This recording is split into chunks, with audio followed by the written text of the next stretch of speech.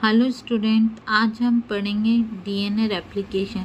DNA replication यानी होता है कि डीएनए में अपनी ही जैसी प्रति बनाने का गुण होता है। यानी डीएनए क्या करेगा, अपनी ही जैसी कॉपी बनाएगा, वो क्या कहलाएगा, डीएनए रेप्लिकेशन होता है।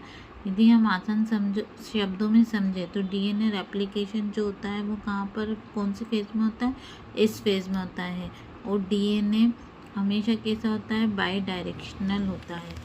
बाई डायरेक्शनल होगा और हमेशा ये कैसा होगा, 5-3 दिशा में होगा। 5-3 दिशा में डीएनए रेप्लिकेशन होगा। अब डीएनए की रेप्लिकेशन को हम समझे तो डीएनए की रेप्लिकेशन की जो विधियाँ होती है वो 3 प्रकार की होती है। एक कंजर्वेटिव होती है, दूसरी सेमी कंजर्वेटिव होती है और तीसरी डिस्पर्सिव होती है। तो कंजर्वेटिव में हम समझेंगे तो डीएनए की जो कंजर्वेटिव मेथड है उसके अंदर क्या होता है कि डीएनए के दोनों हेलिक्स होते हैं वो आपस में एक दूसरे से अलग नहीं होते हैं। आपको डायग्राम में शो हो रहा है जो डीएनए के दोनों हेलिक्स है, ये डीएनए के दोनों हेलिक्स है वो क्या होते हैं, आपस में अलग नहीं होते हैं। और क्या होता है, इसमें नए डीएनए का निर्माण होता है। सेमी कंजर्वेटिव में देखेंगे तो ये पेरेंट्स डीएनए, इसमें क्या होता है, एक डीएनए का हेलिक्स पेरेंट का होता है और एक नया बनता है। तो इस प्रकार का सेमी कंजर्वेटिव विधि में जो डीएनए होता है वो कैसा होता है, हाइब्रिड होता है।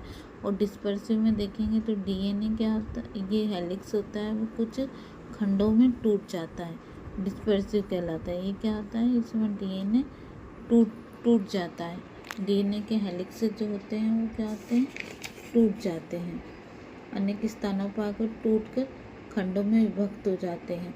फिर जो ये छोटे छोटे खंड दिख रहे हैं उसमें क्या होता है, प्रतिरूप डीएनए का संश्लेषण होता है और उनके जुड़ने की क्रिया संपन्न होती है।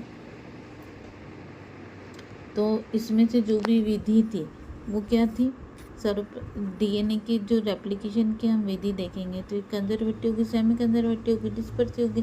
तो इसमें से सबसे ज़्यादा मान्य कौन सी विधि थी, सेमी कंजर्वेटिव विधि थी। इसको फिर किसने अपने प्रयोग के द्वारा सिद्ध किया था, मेंसल तथा स्टॉल ने अपने प्रयोग में इसको सिद्ध किया था कि डीएनए की जो रेप्लिकेशन की विधि होती है वो कैसी होती, सेमी कंजर्वेटिव होती है। ठीक है बच्चों, अब हम नेक्स्ट क्लास में मेंशन एंड स्टॉक का एक्सपेरिमेंट पढ़ेंगे। ओके, चैनल को लाइक एंड सब्सक्राइब करना ना भूलें।